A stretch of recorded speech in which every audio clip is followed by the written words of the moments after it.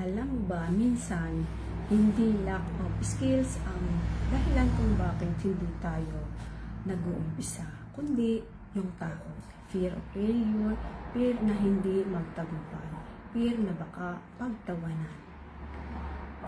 Kahit ako, noong nagsimula ako sa digital business na ito, isa sa mga biggest fears ko ay baka hindi ko kayanin kasi full-time na dental assistant ako sa aking trabaho at wala akong background sa ganitong negosyo.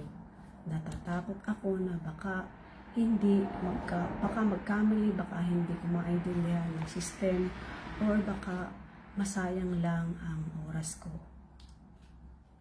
By the way, magandang umaga, magandang tanghali o magandang gabi sa iyo.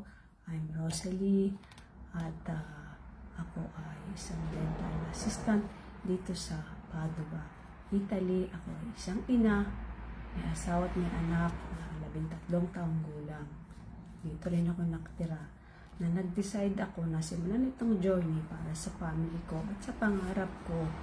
As pangarap namin magkaroon ng financial at higit sa lahat time freedom. Paano ko nalampasan ang takot? Hindi siya biglaan. Maliit na hakbang lang muna. Nag-attend ako ng trainings kahit hindi ko lahat agad naintindihan talaga. Pinili kong maging teachable kasi kung magpapadala ka sa kapa. Pangalawa, nagsimula akong mag-practice. Simpleng posting, simpleng sharing ng story ko.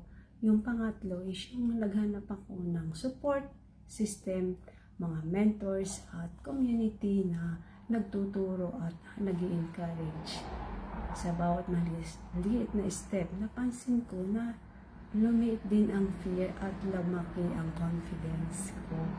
Kaya natutunan ko, hindi kailangan mawala ang takot bago kumilos.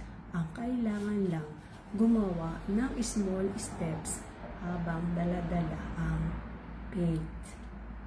Kaya kung meron ka ring takot na humahawak sa'yo, tandaan mo, small steps are still progress. Huwag kang matakot mag-umpisa.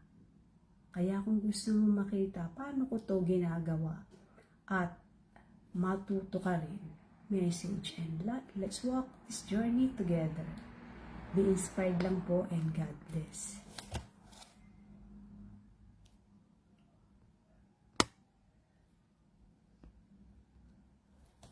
Ciao.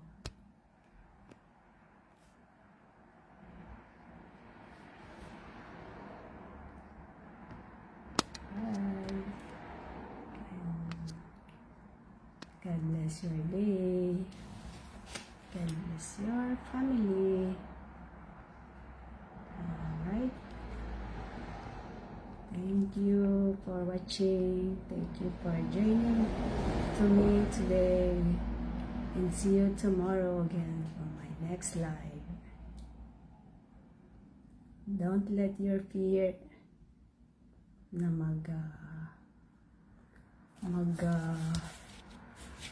dictate sa'yo. Okay? God bless.